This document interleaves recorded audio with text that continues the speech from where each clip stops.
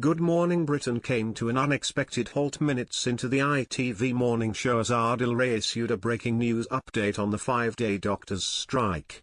On Friday, July 25, the 51-year-old broadcaster woke up the nation alongside co-host Charlotte Hawkins where they discussed the biggest news hitting the headlines. Halfway through the show, the dad of one revealed that doctors have officially walked out of hospitals and begun their 5-day strike across the UK. The doctors, previously known as junior doctors, were awarded a 5.4% pay rise for this financial year, following a 22% increase over the previous 2 years. But the British Medical Association, BMA, stated wages are still and 20% lower in real terms than in 2008 and are demanding pay restoration. They argued that the government had every opportunity to stop the walkout. The public is being advised to attend planned appointments over the strike period, as NHS England hospital bosses attempt to maintain routine operations and only reschedule appointments in exceptional circumstances. As the show returned after an ad break, Charlotte began, "Here's our breaking news this morning. Around 50,000 resident doctors in England have walked out this morning to begin a 5-day strike over pay. NHS bosses have called the action unnecessary, irresponsible and reckless, with the Health Secretary warning it will inflict untold misery on patients." Adil added, "Last-minute pleas have failed to stop the walkout, with the BMA Doctors Union saying all they're asking for is an extra £4 an hour. But the BMA said wages were still around 20% lower in real terms than in 2008, even after an increase in August. The BMA wants pay to be brought back in line with the level it was 17 years ago, when they say their pay started to be eroded." It didn't take long before viewers flooded to X, formerly known as Twitter, to share their thoughts online.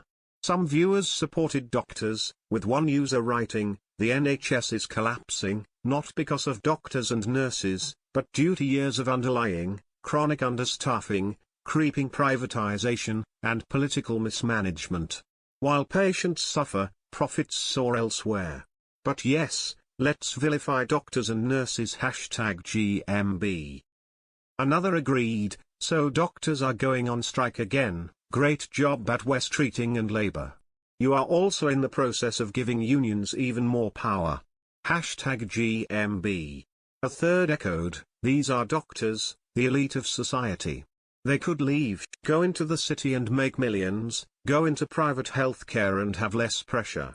There are casualty units having to permanently shut because they can't get doctors #GMB. It comes after Sir Keir Starmer said the walkouts threatened to turn back the clock on progress we have made in the rebuilding the NHS over the last year. This year, resident doctors are getting an average pay rise of 5.4%, following a 22% increase over the previous 2 years. Meanwhile, others argued that there is too much at risk with another strike on the cards.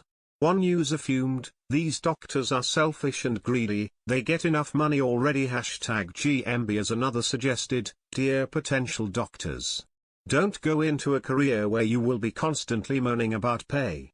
Choose something else. #GMB. The Prime Minister's comments come after Health Secretary Wes Streeting confessed he deeply regretted the position we now find ourselves in a letter to resident doctors on Thursday, July 24.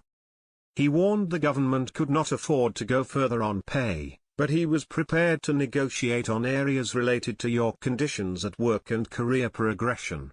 Streeting added the pay deal was the highest pay award of the entire public sector for resident doctors. The BMA asked for a scheme to help write off student loans, but the government rejected this.